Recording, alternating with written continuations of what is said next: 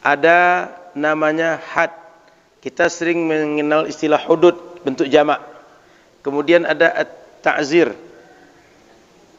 Ta'zir ini adalah hukuman yang dia tak diberikan kepada seorang pemimpin, tidak dijelaskan secara fix oleh nas, tapi diberikan kepada pemimpin untuk menakar, mengukur berapa atau apa bentuk hukuman yang bisa membuat orang jera. Contoh, di penjara. Dulu hukuman penjara itu nggak dikenal. Atau ada orang kayak anak pesantren itu dibuat oleh gurunya, dibotak rambutnya, dan berbagai hukuman. Dan bila kita kembangkan dalam pendidikan, ada lagi nanti takdib.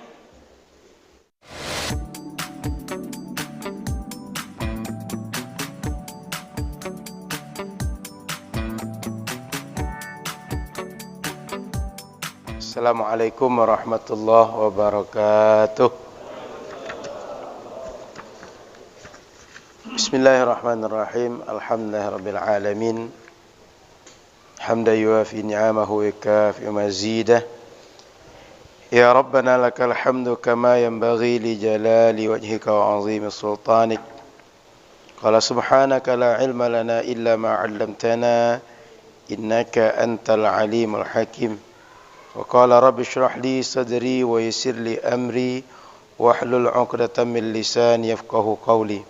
Alhamdulillah, Bapak Ibu muliakan Allah, kita bersyukur malam ini bisa kita lanjutkan kajian kita, kajian kitab fikih Matan Al-Ghayah wa Takrib yang sudah kita bahas sampai bab Al-Wakalah atau Al-Wikalah. Malam ini insyaallah kita masuk pada pembahasan tentang al-iqrar. Kemudian setelah ikrar kita masuk nanti kepada pembahasan tentang al-ariyah. Ada dua akad malam ini insyaallah yang bisa kita kaji. Pertama kita buka dulu kitab al-iqrar. Halaman berapa Pak? 87 di buku terjemah. Faslun fil iqrar, fasal yang menjelaskan tentang ikrar. Ikrar ini adalah pengakuan. Pengakuan bahwa ada hak orang pada kita. Kita mungkin mengambil atau mungkin menahan atau mungkin ada yang meletakkan, menitipkan ke kita, tapi hak orang lain, bukan hak kita. Lalu kita mengakui bahwa hak ini adalah hak orang, miliknya adalah milik orang, bukan milik kita pribadi. Maka di dalam kitab jelaskan wal muqarru bihi darban. Biasanya yang diakui oleh manusia itu ada dua ragamnya. Haqqullahi ta'ala, hak Allah subhanahu wa ta'ala. Wa haqqul adami, hak anak cucu Adam, yaitu hak kita, hak manusia, kebendaan atau hak-hak yang lain yang terkait dengan manusia. Kalau hak Allah misalnya ada dua hak Allah. Di antara hak Allah itu kita belum bayar zakat. Itu hak Allah menuntut kita menunaikan zakat. Ada lagi hak untuk menunaikan hukuman had bagi orang berzina. Had ini maksudnya hukuman yang telah ditentukan syariat, takaran dan berapa banyaknya serta bagaimana caranya. Jadi hukuman itu kalau kita bagi ada dua model. Ada namanya had. Kita sering mengenal istilah hudud, bentuk jamak. Kemudian ada ta'zir. Ta'zir ini adalah hukuman yang dia tak diberikan kepada seorang pemimpin, tidak dijelaskan secara fix oleh nas, tapi diberikan kepada pemimpin untuk menakar, mengukur berapa atau apa bentuk hukuman yang bisa membuat orang jera. Contoh, di penjara. Dulu hukuman penjara itu nggak dikenal. Atau ada orang kayak anak pesantren itu dibuat oleh gurunya, dibotak rambutnya, dan berbagai hukuman. Dan bila kita kembangkan dalam pendidikan, ada lagi nanti takdib.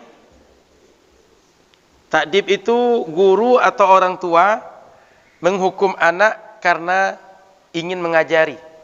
Kalau nggak sholat misalnya, suruh berdiri sebelah kaki selama 2 jam misalnya. Atau kalau nggak sholat, dia nggak dikasih uang jajan. Maka ada had, ada ta'zir, ada takdib. Takdib itu kita mengajari anak atau mengajari istri, mengajari peserta didik agar dia berubah. Nah, ada had. Had ini adalah bentuk hukuman yang Allah sudah tentukan. Contoh, orang kalau dia berzina, dia dirajam.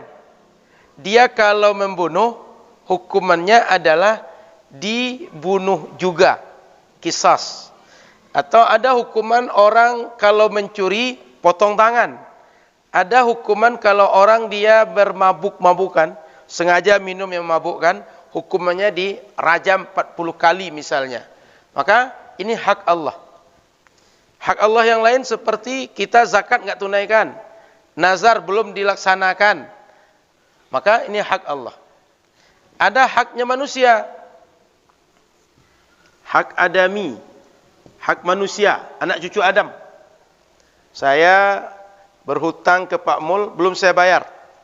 Saya pinjam uang ke Pak Yazid atau pinjam meja, pinjam kursi, pinjam benda apa saja, enggak saya balikkan. Itu haknya beliau. Dan berbagai hal yang terkait dengan kebendaan yang merupakan haknya orang lain. Makanya ada hak Allah, ada hak manusia.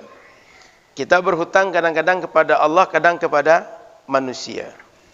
Jadi ada 2 pengelompokan, ada hak Allah dan ada hak manusia. Kemudian kalau kita lihat apa beda keduanya ini, ulama punya istilah haqqullah mabniyun alal musamahah. Ini musamahah. Apa makna musamahah? Banyak toleransinya. Di antaranya Allah Maha Pengampun. Kalau kita sudah mau mengakui dosa, enggak perlu lagi terapkan hukuman musamahah. Tapi kalau hakul adami itu musyahahah. Hakul adami itu musyahahah. Ini istilah ini sudah menjadi istilah yang lekat pada para ulama. Apa musyahahah ini bahasa kita? Perhitungan. Ketat. Nggak boleh main-main. Ya apa adanya ya terapkan gitu. Jadi kalau dengan manusia ini, berapa milik dia ya kasih segitu. Tapi kalau kita berhubungan dengan hak-hak Allah, orang selama dia sudah taubat, kadang-kadang hukuman itu nggak perlu diterapkan. Tapi hukuman manusia itu nggak bisa. Kalau ada orang diambil barang gara-gara kerugian itu orang, gara-gara diambil barang orang kerugian segala macam, dia mesti ganti. Berapa kerugian tadi? Ini. Jadi di antara pembeda keduanya ini, kalau hak Allah musamahah, tolerirnya tinggi, tapi kalau berkaitan dengan sesama manusia, musyahahah, ketat perhitungan. Apa adanya. 10 ya 10, 5 ya 5. Dihukum ya dihukum, bebas ya bebas. Hukum manusia itu begitu. Karena kalau tidak diikat begitu, orang bisa saja melanggar hak orang lain. Bisa saja orang menganggap hak orang lain itu bisa untuk kita bawa lalu saja. Makanya hak adami itu sifatnya musyahahah, ketat, perhitungan. Serahkan apa adanya. Lalu dalam kitab katakan fahaqqullahi ta'ala yasihur ruju'u fihi anil iqrari bihi. Ketika kita memberikan pengakuan, orang yang ngaku itu kan kadang-kadang nyesal, Pak. Enggak seperti itu yang saya buat tadi. Oh iya seperti itu saya buat. Kan mungkin begitu. Pengakuan dia, bisa dia komitmen, bisa ditarik lagi. Di sini jelaskan, kalau hak Allah yang sudah kita bahas tadi, yang sifatnya musamahah tadi, bila ada orang menarik kembali pengakuan dia, itu ditolerir. Boleh dia menarik pengakuan dia. Tapi wa haqqul adami la yasihu ar-ruju'u fihi anil iqrar bihi. Kalau ada hak orang lain sudah kita akui, itu enggak boleh kita menarik lagi pernyataan kita. Enggak boleh kita membatalkan lagi. Kenapa? Jangan-jangan gara-gara kita menarik tadi, terjadi beberapa persengketaan berujung dari situ. Maka contoh hak Allah itu boleh ditarik kembali ada dalam kasus ketika Nabi SAW, seorang perempuan datang pada Nabi. Dia mengaku berzina. Nabi enggak tahu dan enggak ada yang melaporkan. Dia cuma karena merasa berdosa, ingin dibersihkan, dia bilang kepada Nabi, Nabi, saya berzina, hukum saya, terapkan hukuman pada saya. Kisah ini Nabi itu sampai berulang kali seakan dia batalkan sajalah pengakuan dia itu. Sehingga kata Nabi, kamu ini sehat tidak? Seakan Nabi menganggap dia ini sedang tidak waras. Sehingga ketika dia mengaku itu bukan pengakuan dengan kesadaran penuh. Suruh dia balik. Dia ngotot juga, ingin diterapkan hukuman.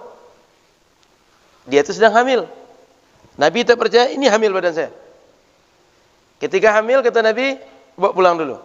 Nanti sudah lahir anakmu, baru datang lagi ke sini. Lahir anaknya, suruh lagi oleh Nabi, balik lagi kata Nabi. Anak ini perlu orang tuanya. Bawa sini nanti, kalau dia sudah bisa makan selain ASI orang tuanya, baru ke sini lagi.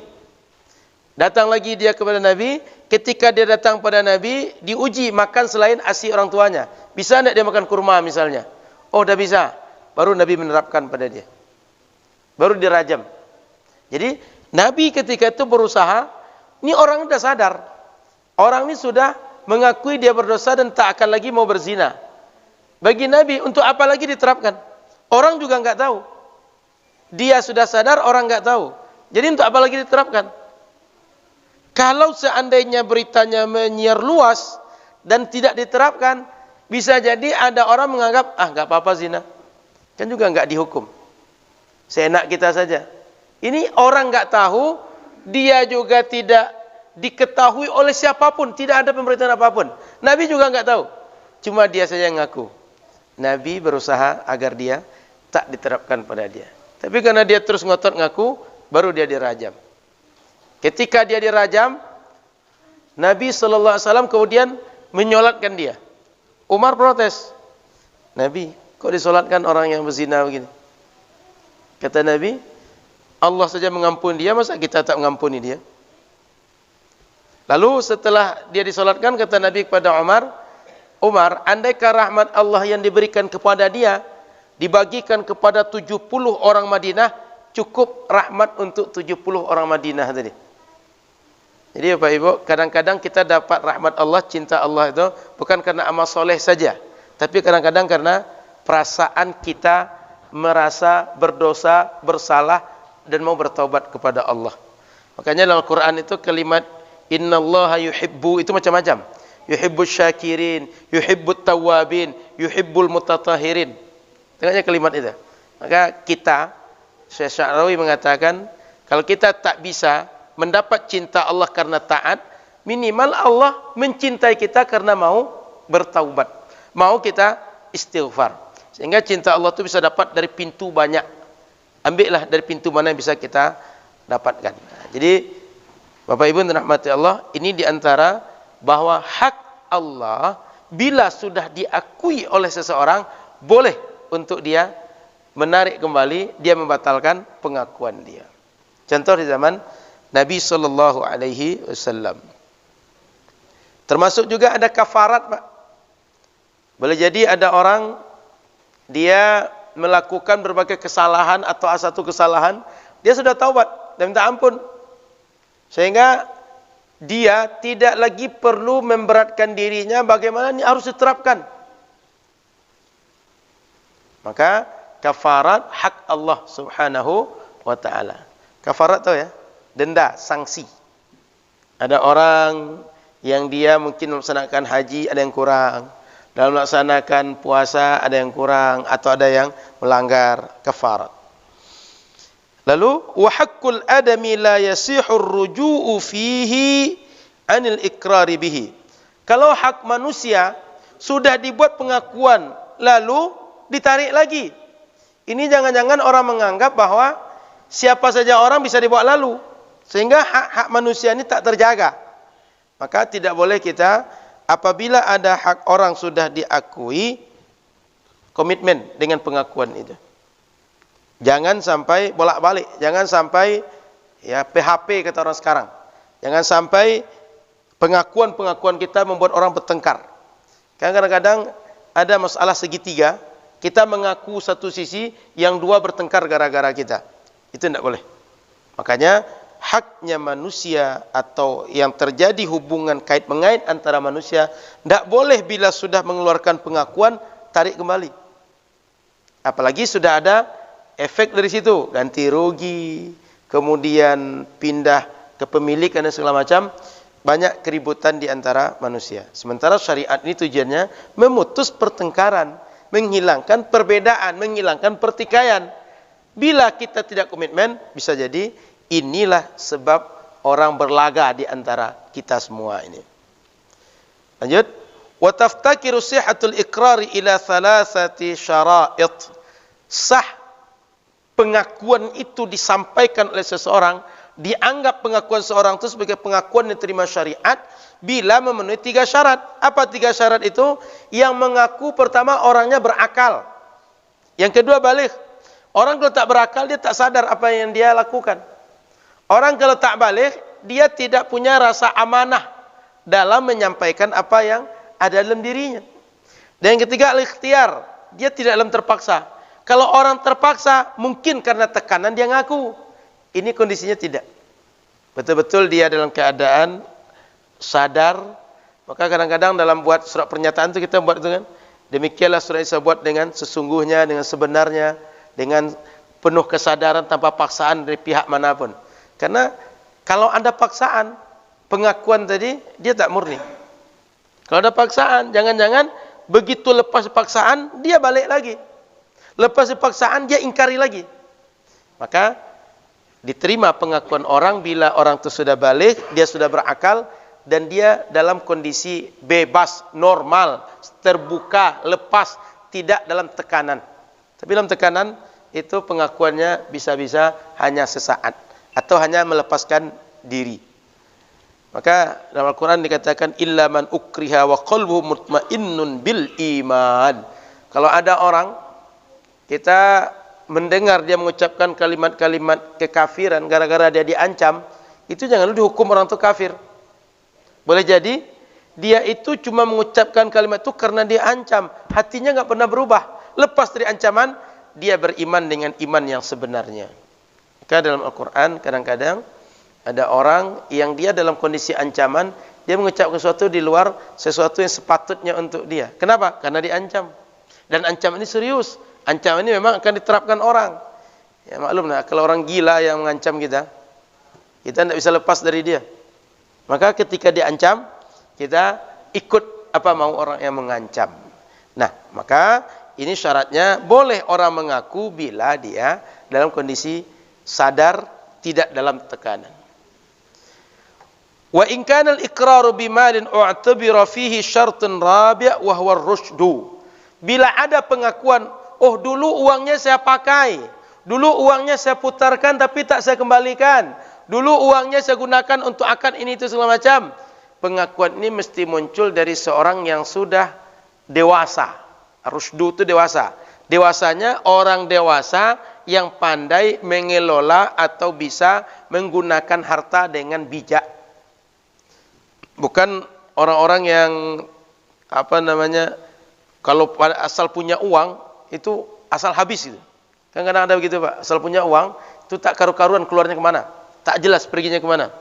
Jadi bila ada pengakuan bahwa saya pernah ngambil uang orang itu, saya pernah menggunakan orang uang itu, mesti pengakuan dari orang yang mengerti tentang pola atau hak-hak terkait dengan keuangan. So jangan-jangan memang uang dia pakai, cuma dia nggak tahu. Jadi pengakuan itu mesti dari, kalau terkait dengan uang, orang yang ngerti dengan uang. Kira-kira begitu. Karena kalau orang tak ngerti dengan uang, jangan-jangan dia sedang menggunakan hak dia tapi dia tak sadar. Dia mengambil atau memakai apa yang mestinya dia gunakan, tapi dia tak tahu. Wa idza aqarra bi majhulin ruji'a ilaihi fi bayanih. Kalau ada orang yang mengeluarkan statement pengakuan terhadap sesuatu yang tidak diketahui, dia mesti menarik lagi pernyataan dia. Dia mesti menjelaskan lagi. Sebab kalau ada sesuatu yang tidak kita ketahui, kita buat pernyataan, kita mengakui, ini semestinya tidak terjadi pada orang normal. Karena orang normal dia bicara terhadap yang dia tahu. Orang kalau lagi sadar, dia bicara dengan apa yang dia tahu. Ini majhul, belum diketahui. Sesuatu belum tentu terjadi. Sesuatu belum tentu datang. Maka ketika dia sudah menyatakan sesuatu yang belum tentu terjadi, yang belum diketahui, dia boleh menarik kembali, tapi dengan menjelaskan kenapa, apa sebabnya. Wa yasihul istisna'u fil iqrari idza wasalahu bihi. Dan boleh juga kalau kita mengucapkan statement tapi sebagiannya kita ingkari. Oh ya, semua itu saya mengambil kecuali yang 1/4 itu. Itu boleh gitu. Atau semua itu saya betul ngambil. Setelah itu dia berhenti kecuali yang depan ruku itu. Nah, pengecualian tadi itu boleh diakui. Maksudnya adalah kadang-kadang kan orang bicara itu, dia bicara secara umum, tapi kemudian dia menarik sebagian, itu boleh. Tapi menarik keseluruhan enggak boleh. Itu jalan itu yang merusakkan semuanya dari mulai ujung mulur ke sana itu saya, kecuali yang sedikit. Nah, itu pengakuan pengecualian itu boleh. Jadi kadang-kadang ada orang bicara itu dia ketika sudah diungkapkan baru sadar ada sesuatu yang kelewat. Ada sesuatu yang dilepas kontrol ketika menyampaikannya. Wa huwa fi hal sihhati wal maradi sawa. Dan perlu diingat, orang ketika menyampaikan pengakuan, sehat dan sakitnya sama saja. Artinya tak dibedakan, kalau sehat diterima, kalau sakit enggak terima, sama saja. Kecuali akalnya sakit baru tak diterima. Tapi kalau sekedar sakit badan, ketika sehat mengakui, ketika sakit mengakui, diterima kedua-duanya.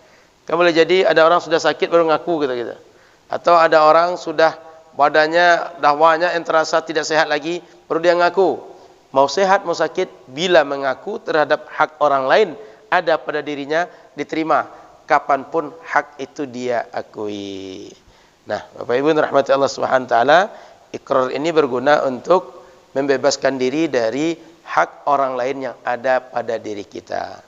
Sehingga di dunia kita lepas, di akhirat juga lepas dari hak orang lain yang ada pada diri kita. Sehingga kalau di dunia kita beritahu ke orang, kita bisa selesaikan cara baik-baik.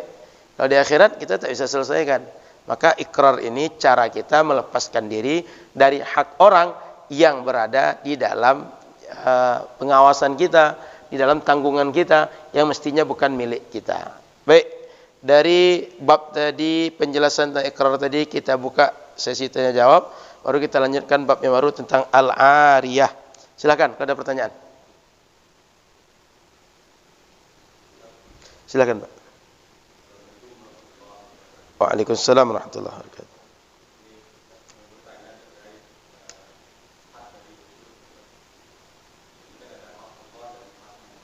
Iya.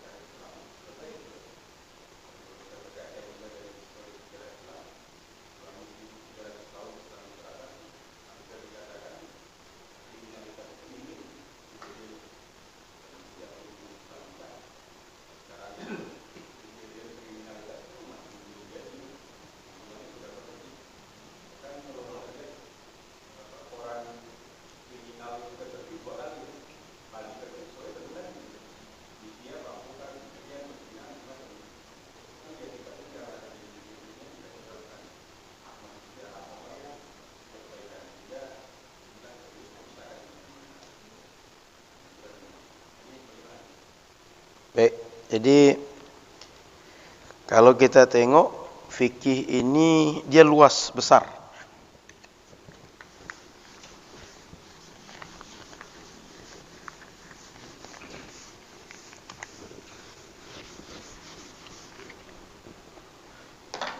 Di kitab fikih ini kalau kita pelajari semua, kita akan nampak oleh kita bahwa anggap ada 4 bab besar.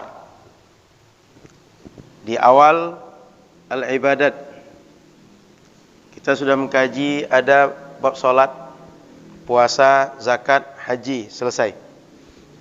Kedua ada al-buyu', tentang hubungan manusia tapi terkait dengan akad yang bersifat materi lah, kebendaan, uang. Ada lagi di sini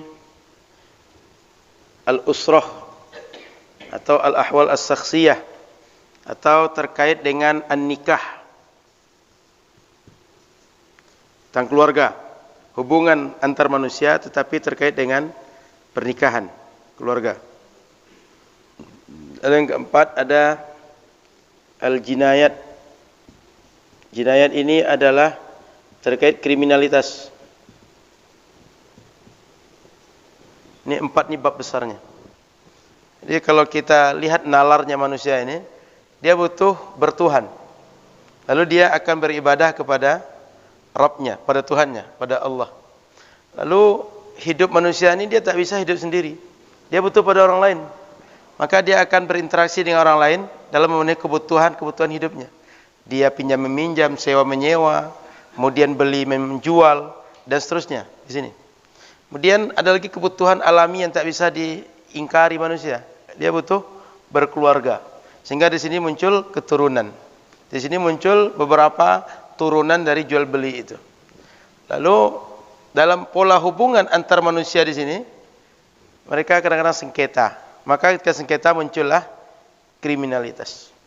Ketika kriminalitas ini perlu diselesaikan. Di antara penyelesaiannya ada hukuman Allah namanya hudud, ada ta'zir. Bila kita tengok hudud dan ta'zir ini berarti ini seakan 2 ragam. 1, 2. Dan ini 1/4. Berarti 1/4 ini kalau hudud itu berarti 1/8-nya. Kalau kita tengok secara besarnya. Apa yang ingin saya maksudkan bahwa kita ini secara umum hal-hal yang terkait syariat ini diterapkan. Sebagian yang belum. Kenapa sebagian ini belum diterapkan? Ini penerapannya mesti hati-hati betul. Kenapa hati-hati betul? Karena di sini ini rata-rata berbentuk had ini fatal. Akibatnya nyawa. Tengok zina, rajam, nyawa. Qisas bisa nyawa di antaranya. Kemudian kalau mencuri, organ potong. Kalau orang dicambuk, organ bisa cacat. Makanya penerapan hudud ini adalah sangat riskan tingkat tinggi. Sehingga perlu adanya yang menerapkan ini adalah khilafah Islamiyah, atau perlunya sebuah siasah, kekuatan politik. Sebab kalau tidak kekuatan politik, ini bisa-bisa setiap orang merasa dia menerapkan. Bila setiap orang merasa menerapkan, ini bisa terjadi chaos di tengah masyarakat. Anggap menurut RT sini, orang yang berzina ini dirajam. Datanglah Pak Lurah, datanglah camat, datanglah polsek dan segala macam. Kenapa diterapkan begitu? Di hukum kami enggak begitu. Bila kita belum punya kekuatan politik yang kuat, lalu diterapkan oleh sebagian orang, ini chaos ini akan besar potensinya. Makanya ini terwujud bila kita punya khilafah Islamiyah. Kepemimpinan Islam keseluruhan dengan satu kepemimpinan. Tapi bukan kepemimpinan ISIS. Bukan khilafah ala-ala kelompok-kelompok tertentu, tapi keseluruhan. Seperti dulu khilafah Rasulullah, kemudian khulafah Ar-Rasyidun dan seterusnya, maka baru bisa diterapkan ini. Sehingga saya ingatkan juga kalau ada hadis yang menyatakan bahwa saya disuruh membunuh manusia, menerapkan hukuman membunuh kepada orang. Itu hukuman-hukuman seperti itu jangan dibaca setiap orang pembaca hadis dia yang menerapkan. Bukan. Itu adalah hadis yang bertujuan fardu kifayah. Mana fardu kifayahnya diterapkan oleh Nabi atau orang yang melanjut posisi-posisi yang merupakan warisan kenabian. Ulama misalnya. Atau para pemimpin yang dipilih sebagai khilafah Islamiyah. Maka di satu sisi memang ketika tak diterapkan banyak terjadi kriminalitas. Tapi di sisi yang lain, bila serampangan, ini juga punya efek. Keduanya punya efek domino. Maka oleh karena itu, Umar ibn al-Khattab itu pernah mengatakan, idra'ul hududa bisyubuhat. Kata Umar, karena memang di zaman mereka itu orang sangat hati-hati sekali. Idra'ul hududa bisyubuhat. Apa maknanya? Kata Umar, kalau ada hukuman hudud mau diterapkan, tetapi ketika diterapkan tidak pasti 100% perilakunya si fulan, masih ada potensi tidak dia yang bersalah, maka jangan terapkan hudud ini. Sehingga kata Umar, saya bila salah menerapkan hukuman, orang bersalah mestinya dihukum, tapi tidak saya hukum, itu lebih baik dibanding orang tak bersalah karena salah dalam menghukum, yang bersalah jadi terhukum. Paham ya? Dua perbandingan. Yang pertama, orang salah tapi karena kita salah persepsi, dia bebas dari hukuman. Yang kedua, orang salah tapi karena kita punya informasinya tidak lengkap atau tak sesuai dengan validasinya, maka orang tak bersalah jadi dihukumi bersalah. Kata Umar, membebaskan orang salah menjadi tak bersalah lebih baik daripada menghukum orang tak salah menjadi bersalah. Kenapa? Karena orang tak salah bila terhukum salah, yang menjadi korbannya nyawa atau organ seperti tadi. Itu efeknya, Pak. Nah, di kita hari ini, bila hudud tak diterapkan atau jinayat tak diterapkan sebagaimana mestinya, maka pendidikan Islam mesti dikuatkan di masyarakat. Supaya apa? Orang sadar tidak main di ranah ini. Bila dituntut pemerintah kita untuk menerapkan hukum, kita sudah coba, kita sudah lihat. Sejak tahun 45 sampai sekarang ya begitulah hukum kita. Bahkan secara umum, mungkin di antara kita ada orang hukum, rata-rata masih hukum Belanda yang diterapkan. Sehingga hari ini usaha yang paling bisa kita buat, pertama bisa berdoa, yang kedua menguatkan kajian-kajian. Sehingga kajian-kajian di masjid-masjid mesti terprogram. Kalau tidak, tak akan menguatkan keilmuan. Itu sebabnya di sini kan pengajiannya ada tema khusus dan rutin. Supaya apa? Keilmuan itu terbangun. Karena di kita, mohon maaf, kadang-kadang trennya, asal ada nampak ustadz bagus menurut kita menjelaskan, kita undang masjid kita. Dan dengar lagi ada ustadz satu lagi bagus menjelaskan, undang lagi. Tapi semuanya berceramah, tidak menjelaskan keilmuan yang sifatnya bisa membangun keilmuan masyarakat. Ujung-ujungnya kita tak menambah wawasan kita. Maka balik pada tadi, memang dalam beragama, hudud bila diterapkan, antisipasi atau preventif terhadap berbagai kriminalitas, berbagai kejadian pelanggaran syariat, itu bisa diminimalisir. Tapi kita kehilangan instrumen. Dan instrumen ini bila diterapkan mungkin saja bisa, tapi sudah kita lihat kenyataan belum ada yang bisa menerapkan sekarang. Sehingga kita mengalah di areal yang sedikit ini untuk bisa fokus di yang banyak ini, menguatkan yang banyak ini perlu menjadi perhatian kita. Sehingga saya ingin juga menyampaikan bahwa jangan kita menganggap bahwa kita tak juga menerapkan syariat Islam. Sudah kita terapkan banyak. Sebagian yang belum. Sebagian ini kita berharap bisa nanti terwujud. Mungkin tidak di generasi kita, generasi-generasi berikutnya. Jadi PR kita masih bagaimana mewujudkan itu. Itu PR bersama. Maka hari ini bila PR itu belum terwujud, upaya preventif lain yang kita lakukan. Di antaranya menghidupkan kajian-kajian keislaman. Sehingga orang dia berbagai hal yang terkait dengan hak-hak yang lain, kewajiban-kewajiban yang lain, dia terapkan sebagaimana yang dituntut syariat, sehingga tidak terjadi hal bagian yang merupakan pelanggaran yang harus diterapkan oleh syariat. Begitu lebih kurang. Sebab bila kita bicara panjang, tak akan selesai oleh kita. Tapi minimal kita paham permasalahannya, posisinya, dan apa yang mesti prioritas kita buat.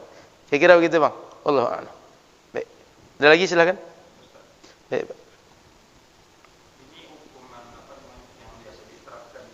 Baik. Baik. Baik. Dia dilakukan hukum Islam dirajam. Kalau nggak salah setelah dirajam itu dosa zinanya itu udah hapuskan ya.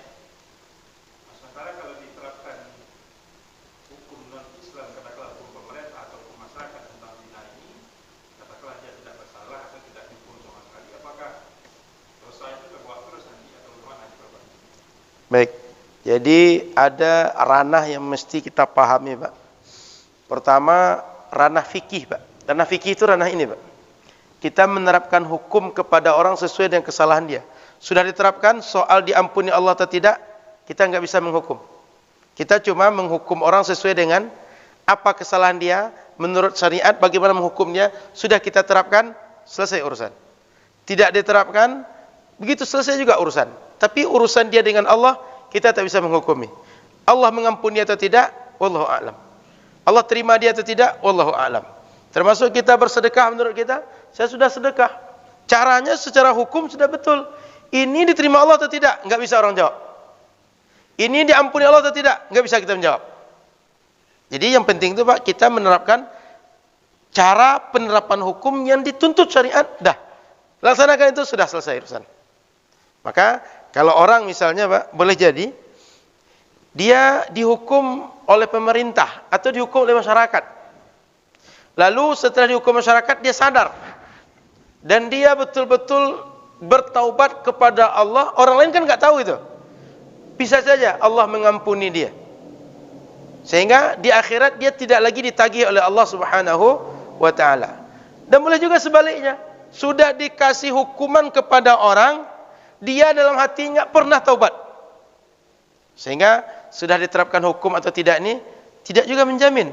Cuma tugas kita, bila ada ketentuan, bila ada protokoler penerapan, kita laksanakan, bebas kita dari pelaksanaan hukum. Dan orang tadi juga urusan dia dengan Allah diterima atau tidak, diampuni atau tidak. Jadi gitu Pak, tugas kita bagaimana orang yang sadar tadi itu, dia sesuai dengan konteks syariat, dan orang yang belum melakukan, jangan sampai melakukan itu. Jadi tujuan dari hukuman itu adalah diantaranya preventif Pak. Preventif untuk orang yang belum melakukan. Karena boleh jadi orang lain ketika dilihatnya ada orang melakukan tanpa ada rasa bersalah atau tanpa ada hukuman, yang lain menganggap, oh enak, masa saya tidak coba dia sudah tahu gitu. Nah kira-kira begitu Pak. Jadi dalam masalah fikih diterima Allah atau tidak kita nggak bisa memastikan. Tapi proseduralnya, protokolernya bisa diukur Pak.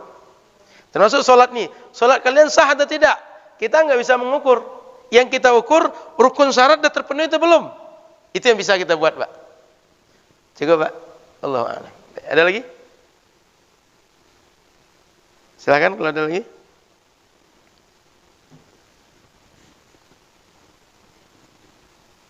Tak ada? Kalau tak ada, kita buka bab baru, bab al-ariyah. Ariyah ini bahasa kita pinjam meminjam. Pinjam meminjam itu saya, kalau bahasa muda sekarang, saya pinjam motor orang, saya rental mobil orang, saya balikkan mobil itu lagi. Sehingga saya pakai cuma hak manfaat dari mobil itu selama masa saya meminjam. Atau saya, kursi ini saya dipinjamkan untuk duduk sementara, saya pakai selama saya duduk saja, setelah itu saya balikkan lagi. Ini punya masjid, saya tidak bisa makainya sepanjang hidup, kapan saya mau, nggak bisa. Saya pengen saya pakai di rumah, saya bawa pulang, nggak bisa. Saya cuma dipinjamkan hak pakai selama saya ada di sini. Al-ariyah, bab pinjam meminjam. Perlu dipahami Bapak Ibu, pinjam meminjam di sini jangan diartikan hutang piutang, bukan. Karena hutang piutang beda lagi akadnya. Tapi pinjam meminjam, barang yang kita pinjam kita balikkan barang itu lagi. yang kita ambil cuma manfaat dari barang yang kita pinjam. Al-ariyah. Pinjam, meminjam. Karena mohon maaf, di kita pinjam meminjam dengan hutang piutang itu dianggap sama saja. Secara fikih dua akad yang berbeda. Paham ya? Kan pinjam minjam hutang piutang itu pinjam beras liter lu gitu. Pinjam uang 1.000 lu gitu. Pinjam itu yang seperti uang dan beras tadi itu hutang piutang dalam bahasa Arab. Yang pinjam meminjam ini barang atau sesuatu benda kita pinjam, kita ambil manfaat, kita balikkan lagi. Baru disebut dengan pinjam meminjam. Itu yang dimaksudkan.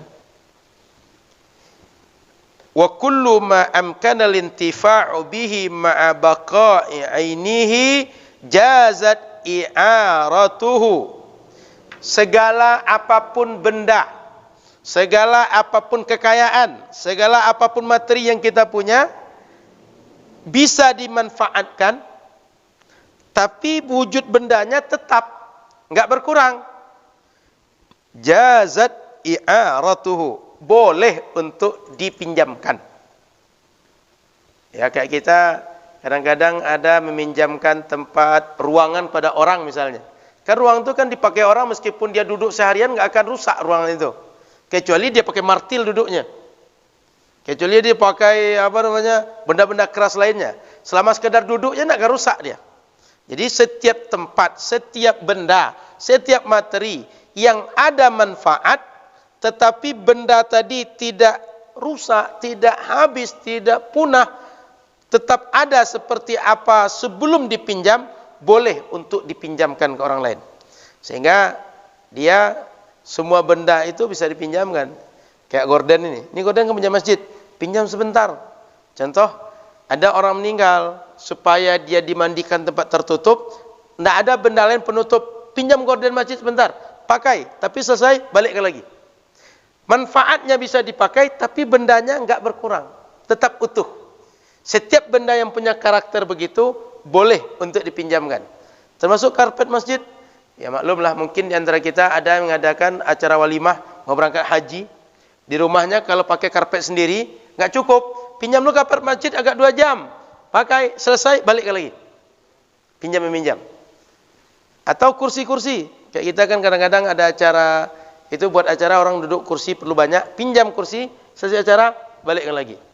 Jadi poinnya adalah setiap benda apapun yang bermanfaat, yang wujud benda tadi kekal atau tidak berubah dengan kita pakai, boleh untuk dipinjamkan. Idza kanat manafi'uhu atharan. Maksudnya apabila benda yang kita pinjam tadi manfaatnya jelas, manfaatnya adalah manfaat yang dia tidak mudah untuk mudah hilang. Tapi manfaat yang jelas, manfaat yang berbekas kepada orang lain. Kemudian wa tajuzul 'ariyatu mutlaqah wa muqayyadah. Boleh juga kita memberi pinjaman kepada orang itu mutlak, boleh juga terikat. Contoh, ini kalau saya mau pinjamkan sehari ya, atau pakai aja lah, nanti dah selesai balikkan lagi. Itu boleh begitu Pak. Atau ini boleh dipinjam tapi kamu aja pakai, jangan kasih ke orang. Boleh juga, bawa aja lah. Sehingga dia pakai, dia pinjamkan pula ke orang, boleh. Itu boleh kedua-duanya Pak. Kan kadang-kadang kalau kita minjam barang itu nggak boleh pinjamkan ke orang kan? Ada klausulnya, ada dibuat MOU-nya. Keduanya boleh Pak. Mau dikasih mutlak atau dibuat terikat. Ini kalau dipinjamkan pakainya siang saja. Berarti kalau malam kita pakai, pelanggaran. Ini boleh dipakai, tapi dipakainya saat listrik hidup. Kalau listrik nggak hidup jangan dipakai. Dan berbagai ketentuan yang lain. Artinya boleh dibuat dengan lepas ketentuannya atau terikat. Muqayyad atau mutlak. Wahya madmunatun 'alal musta'ir. Kalau kita pinjam barang orang, orang yang minjam mesti menjamin barang ini utuh seperti hal apa adanya. Kalau rusak, yang minjam ganti, yang makai ganti. Karena kalaulah dia tak pinjam, barang itu tak rusak. Apa dosanya orang minjamkan sampai di kita barang dia rusak. Maka tanggung jawab kalau ada yang pinjam barang rusak oleh dia, ganti sesuai seperti apa barang yang sebelum kita pinjam. Biqimatiha yauma talafiha. Kalau seandainya barang rusak, mesti kita ganti sesuai dengan nilai barang saat kita rusakkan itu. Baik kita ganti barang itu seperti sedia kala, belikan yang baru, atau barang tadi berapa nilainya kalau ditakar. Kalau dibayar berapa? Contoh, kita pecahkanlah keramik misalnya. Keramik itu kalau diganti, di hari itu bila orang jual beli berapa harganya? Ganti segitu. Atau belikan keramik yang baru, seperti yang kita pecahkan. Artinya Bapak Ibu yang dirahmati Allah, konsekuensi dari orang yang meminjam barang, bila berada di tangan kita, jaga. Rusak, tanggung jawab. Kenapa? Orang sudah minjamkan, nolong kita. Nolong kita, kenapa? Orang nolong justru rugi gara-gara nolong kita. Mestinya ketika dia nolong, dia nggak dapat efek buruk apapun. Tapi justru dia bisa meringankan orang, dia pun tidak rugi gara-gara orang. Sudah isya ya? Bukan bunyi bel barusan? Belum ini. Baik. Jadi konsekuensinya bila orang minjam barang, dia mesti jaga. Dia mesti pakai sesuai dengan ketentuan. Ada barang misalnya tak boleh kena panas, dia pakai kena panas, lalu rusak, mesti ganti. Ada barang tak boleh kena air, dia kena air. Contoh jam tangan. Jam tangan kan sebagian tak boleh kena air. Dia dipinjamkan oleh orang. Tapi jam ini jangan kena air. Dia masukkan dalam air, berenang pakai jam, rusak, dia ganti.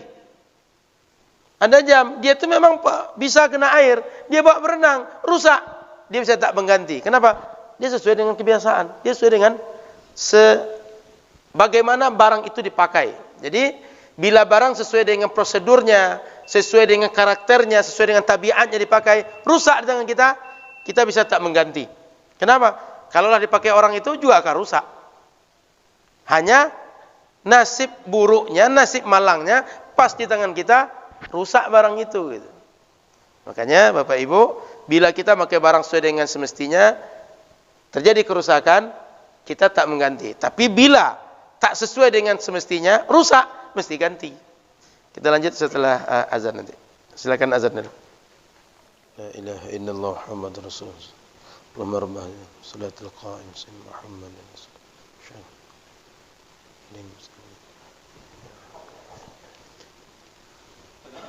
Siap, baik Pak.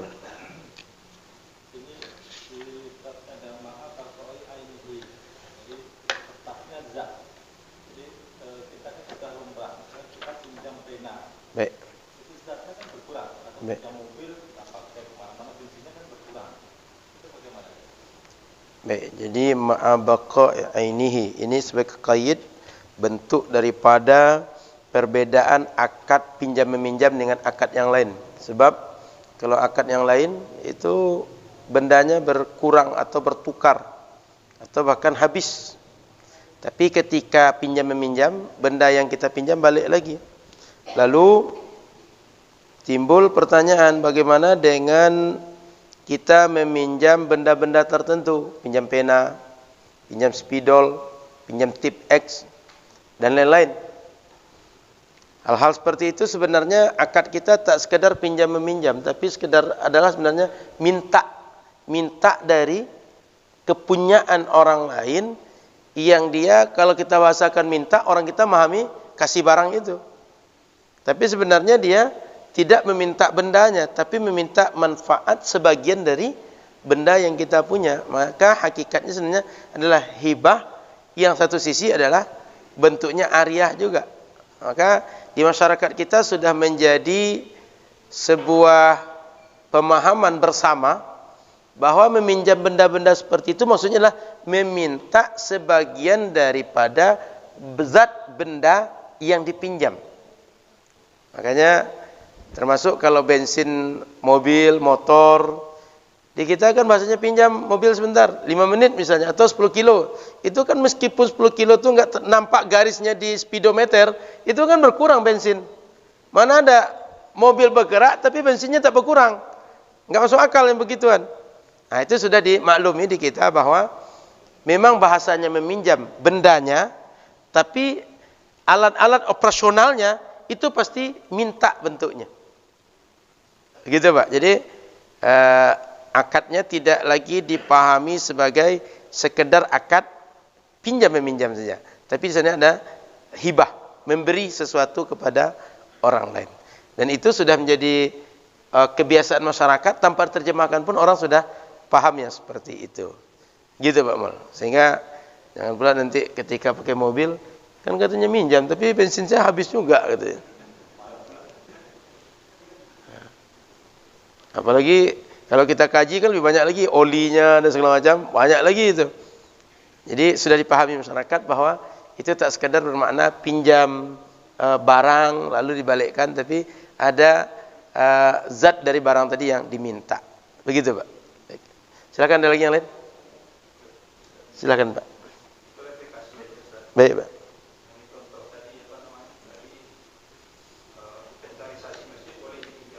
Iya. Iya.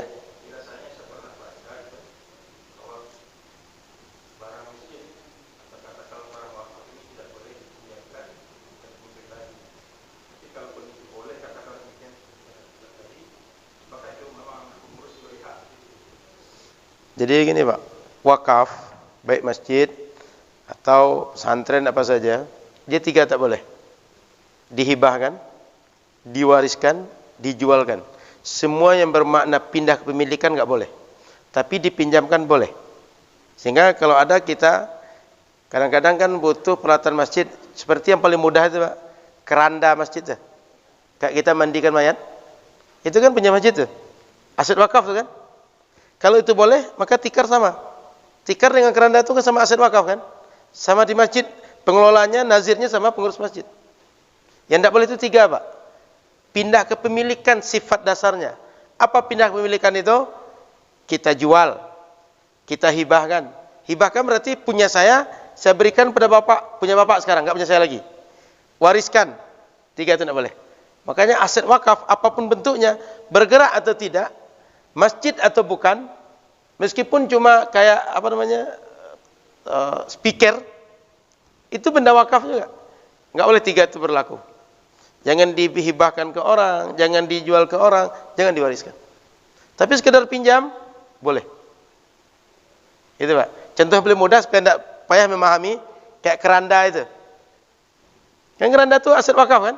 Punya masjid kan? Kalau kita mungkin tidak pernah menyebut identitasnya sebagai apa, tapi dia hakikatnya wakaf itu. Kan kumpulan uang masyarakat kan? Bukan punya pribadi kan? Wakaf. Boleh dipakai, tapi tak boleh pindah pemilikan dengan tiga bentuk tadi. Gitu Pak. Maka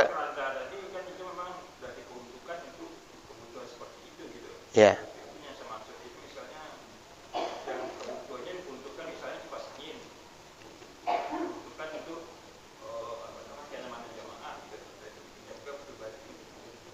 Ini kan ketika dia tak dipakai di masjid misalnya Pak. Contoh kayak kita Idul Adha kemarin, kan boleh jadi tikarnya sebagian kita bawa ke sana kan. Artinya ketika dia di waktu tak bermanfaat atau tak di waktu dimanfaatkan untuk jamaah, untuk orang banyak, dipakai untuk keperluan pribadi. Yang belum pribadi itu sebenarnya bukan pribadi juga. Jamaah yang datang ke rumah juga. Masyarakat banyak yang datang ke rumah juga. Karena orang banyak, di luar kebiasaan yang kita biasa memakai, orang butuhnya lebih.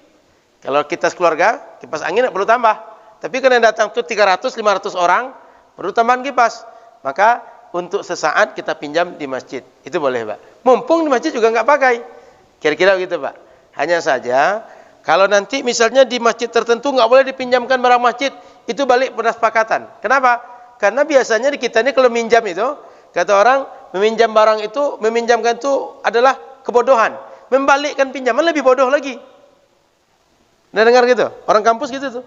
Minjamkan buku adalah kebodohan kata orang. Membalikkan buku lebih bodoh lagi. Karena tabiatnya orang kalau di kampus itu kalau minjam buku enggak boleh balik, Pak. Nah, gitu, Pak. Sehingga di sebagian tempat enggak dipinjamkan barang-barang masjid. Diatur enggak dipinjamkan. Itu kalau sepakatan enggak apa-apa. Tapi karakter dasarnya boleh dipakai. Dijadikan hak milik pribadi baru enggak boleh. Tapi sekedar dipinjam di saat tidak memanfaatkan untuk umum, itu boleh, Pak. Lalu bila dibuat ketentuan semua barang masjid enggak boleh dipinjamkan siapapun. Kalau kesepakatan begitu ya boleh dibuat begitu. Atau pengurus berdasarkan musyawarah atau pengurus dengan komponennya rapat, itu boleh begitu. Tapi karakter utamanya boleh, Pak. Wakaf boleh gitu. Saya kami punya ambulan, Pak. Ambulan itu siapapun pakai, Pak. Kayak pesantren siapapun bisa belajar di situ. Punya rumah Quran siapapun bisa belajar di situ. Gitu kira-kira, Pak. Jadi orang selama bisa dipakai, tidak mengganggu maslahat orang lain, boleh wakaf dipinjam sementara begitu. Cukup, Pak. Baik, terima kasih. Mohon maaf salah dan kurang. Waktu Isya sudah waktu iqamah. Semoga manfaat. Insyaallah kita sambung di waktu akan datang dengan bab yang baru. Jadi mudah-mudahan minimal satu kali pertemuan selesai satu bab kan lumayan. Ada informasi yang baru kita dapat. Ada satu bab baru yang kita bahas sehingga setiap pengajian dia bertukar, bertambah, meningkat keilmuan kita dan makin banyak hal-hal dalam hidup ini yang diatur oleh syariat yang kita tahu. Sehingga tidak mengulang-ulang setiap kajian itu terus diulang. Tidak. Sehingga yang lain yang tidak kita tahu tidak pernah kita tahu.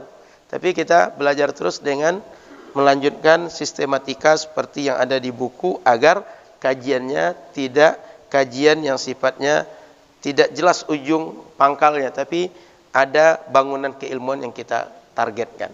Demikian. Terima kasih. Mohon maaf salah dan kurang. Subhanakallahumma bihamdika asyhadu an la ilaha illa anta astaghfiruka wa atubu ilaika. Assalamualaikum warahmatullahi wabarakatuh.